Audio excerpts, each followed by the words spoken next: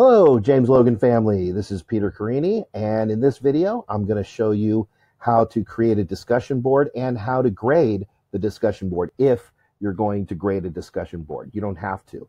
So discussion boards are fantastic. It allows kids to get to know each other. It allows kids to bounce ideas off of one another. And sometimes when a kid is shy in a Zoom meeting, they're not as shy on a discussion board.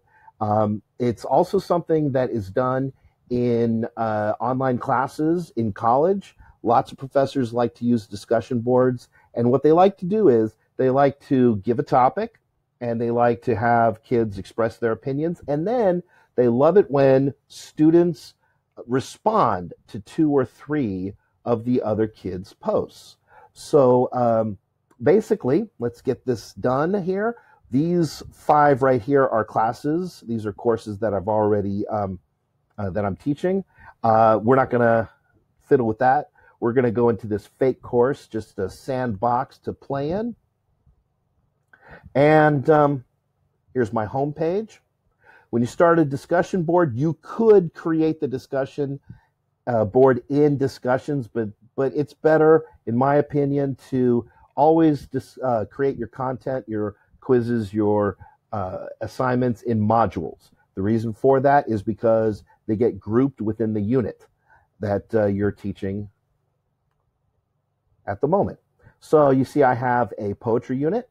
Let's say earlier in the year, I'm teaching just getting to know you assignments and community building. We call it Welcome to AP Lit. So what you do is you go to the plus sign of whichever module you want to create something, and then you go ahead and hit plus. You can create a new assignment or a quiz or a file or a page. We're creating a discussion. And if you have a discussion from the past, what's your biggest pet peeve? You can just put that in there and you're all set to go. But you want to create a new topic. Let's go with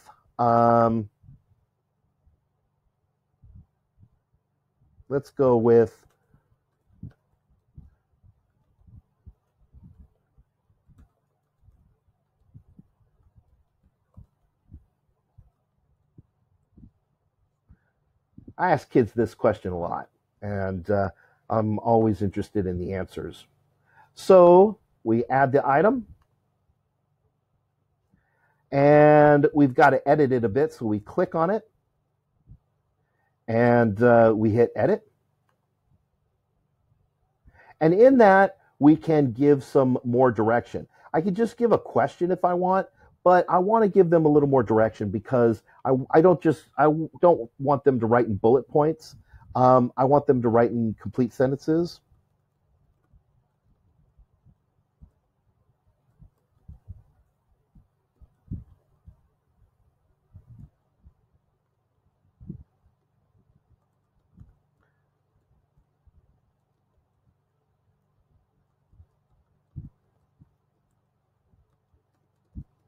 I have to learn how to spell teachers, of course.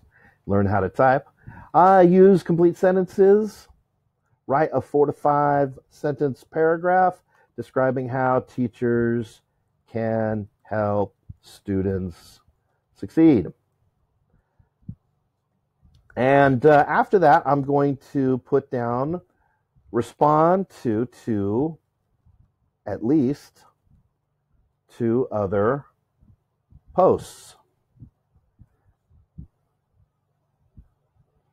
And then I'm going to go down here. I can have the option if I want it graded or not. And I do want it graded. Boom. It's just going to be 5 points. Let's say 3 points for the original response and 1 point for each post they give. I have the option of grading it with points, percentage, just complete or incomplete, or letter grade. Of course, this is going to be a formative assignment. Now, you do not have this. I chose in the assignment groups to have formative and summative assignments. And this is obviously not a summative assignment. This is formative. And I have to have a due date, when it's available, from when to when. I'm going to make this available from August 24th to August 30th. However, it's actually due on August 26th. It can't, this means it will be accepted as a late assignment between the 27th and the 30th. I'm going to save and publish it. And there you go. Now kids can reply here, whatever they want, and they would hit post reply. And they can respond to other students' posts as well. I'm going to give you an example. I'm going to move my head a bit, and I'm going to show this in another class. Let's go to my AP Lit class. And let's go to modules. Here I did welcome to AP Lit, and one of the things I did was the biggest pet peeve that you have as a discussion board. And not only did I give them directions, I gave them my pet peeve and an example about how long I want them to write. And so they wrote their example. Here, Jay talks about people and how they eat their food, and Ramir responds. Ramin gave his biggest pet peeve, also about chewing with your mouth open. Nobody responded to Ramin. Brandon talks about his pet peeve, and he got four responses.